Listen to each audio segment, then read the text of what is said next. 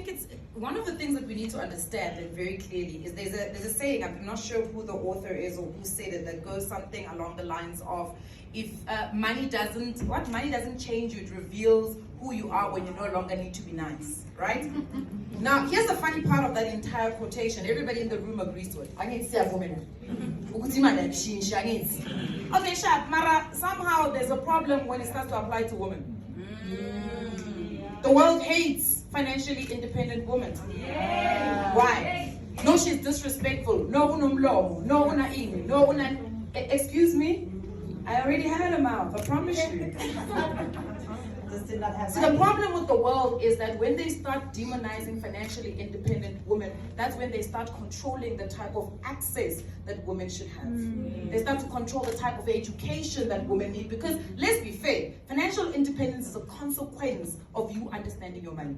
It's not something you go out for. It's not something that you choose. I'm not choosing financial independence. Financial independence happens to me because when they talk about interest rates, I'm like, oh, hold on. I know what an interest rate is. You're not going to get me stuck in a loan for years and years and years simply because I didn't get to negotiate my interest rate.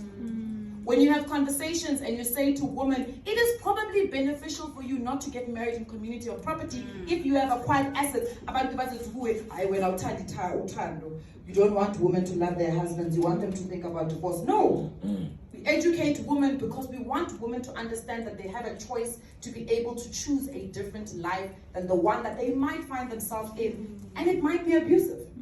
So for me, when it comes to putting out information, when it comes to financial education, we are striving to make sure that women understand that at some level, they do have a choice, and that choice might necessarily come with having an understanding of your finances. Your money matters are important. Financial abuse happens in almost 99% of relationships, and nobody wants to have a conversation about it because it's not the type of abuse that we must talk about.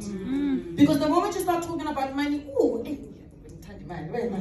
that's always the excuse. That's how they shut you down. They don't want you to have a conversation about money, because the moment you start having this conversation, it will start to reveal that some people may have a little bit more control of the finances in the house than the other person, and then financial bullying starts to ripen and it starts to flourish. So the work that I do is not necessarily to, and I know people don't like me because I get onto, it's so funny because people are like, she's so annoying, why is she want to talk about money? I'm talking about money because I want you to understand, Uguti, it's your money and you can change your situation. The Nicolette today can be a different Nicolette tomorrow.